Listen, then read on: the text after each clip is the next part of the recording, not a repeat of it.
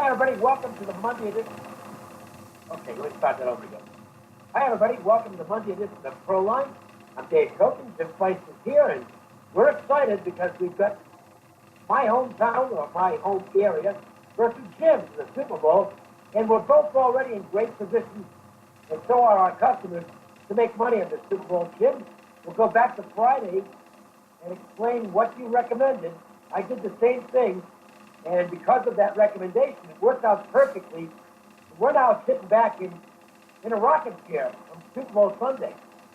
Well, yeah, it worked out great, and I'm really happy about that. It was a little nerve-wracking for a while, but you know they had a price up on who was going to win the Super Bowl on all four teams before this weekend's games.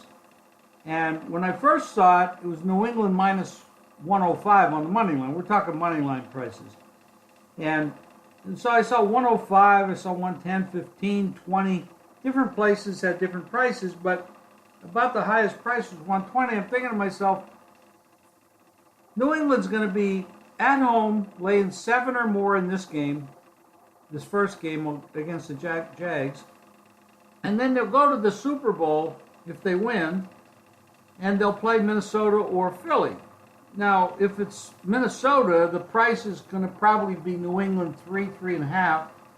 And if it's Philly, it's going to be 6.5. Well, ends up Philly wins, so it is 6 or 6.5. Opening number anyway. And so I said, well, the best thing to do here would be bet New England to win the Super Bowl.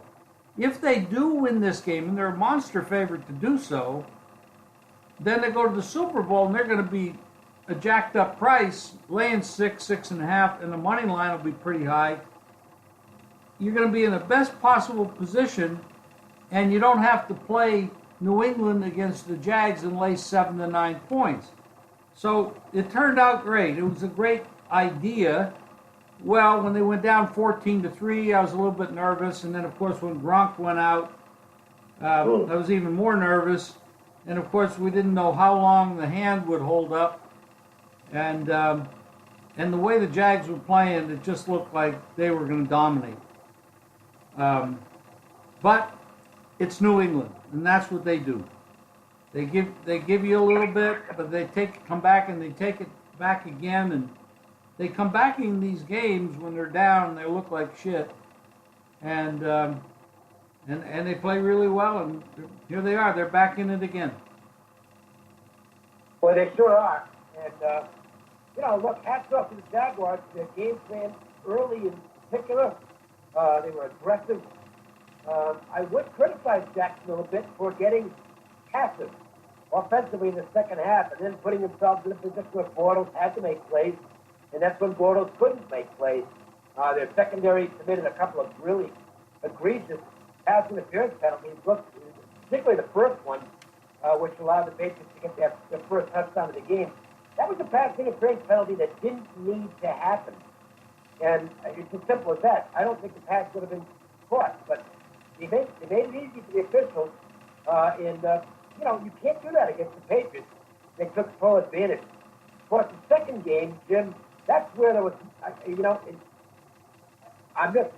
still amazed at how this took place, because if you watch the start of the game, the Vikings went down the field on the Eagles so easily.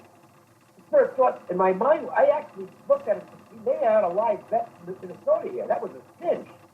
But boy, that was the end of the highlights for the Vikings, because from that point on, the Eagles just completely took over the football game. There are some games in all sports that are you just can't explain what happened. And to get the Eagles to play like that against anybody, the Vikings came in with a lot of credentials. Their defense is amazing. They've been consistent on offense.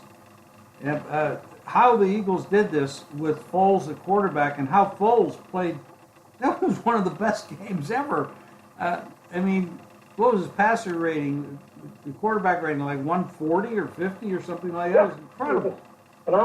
Unbelievable. I don't know how you explain that. It's just one of those days, I guess, or Or maybe the Vikings were just blessed to be there and they shouldn't have been there because of the way they really lost the previous week, except for that last play. And they blew the second half of that game when they had a big 17-0 lead there, too. So maybe there were more flaws in that Viking defense than we saw during the whole season. But it was unbelievable. Unbelievable. 38-7, unbelievable. I can't really explain it other than that way. No, neither can I. Well, in the meantime, there's plenty going on between now and Super Bowl Sunday. We're both in great position. Our customers are in great position as well if they follow our advice. Basically, we've got a free 2-unit bet if the game lands anywhere between 1 and 6. So very happy about that, 1 and 5 in particular. But there's lots of basketball. I've got a game up tonight. It's the Big 12 matchup between Iowa State and Texas. Have yet to add anything in the NBA and NHL, but still working on that. But certainly excited about tonight's play. Hit my game of the month over the weekend, or game of the week, I should say, with Old Dominion. So that was, those match plays have been absolutely phenomenal. Make sure and get this game. It's on the website right now, JimFeist.com. And again, I might be adding some NHL or NBA later. Jim, I know you'll be busy as well. We're not just going to sit back and wait for the Super Bowl. No, we got a lot of time between now and the Super Bowl, and the mediaverse will be taken off on every possible angle and story. It's interesting, but in the meantime, we have to make money every day, and that's what we intend to do. There's a small card in the college hoops tonight. The NBA, of course, every night. And so we're going to have games up in both sports, college hoops and pro hoops, each and every day. And hockey, that's going on too, and we got a pretty good team here in Las Vegas, a local team, so we're pretty happy about that.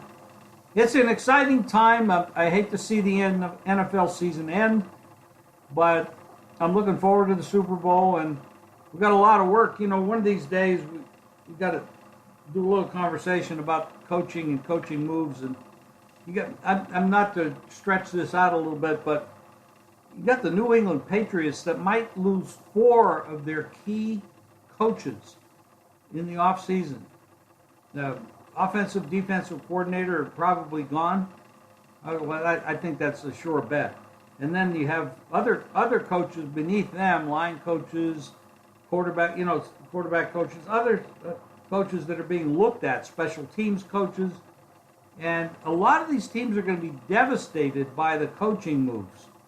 And who's going to bounce back for next year? Because there's money to be made with preparation going in the next year as to which teams are going to be able to acclimate to the coaches and which coaches can acclimate to the talent they have on their new teams.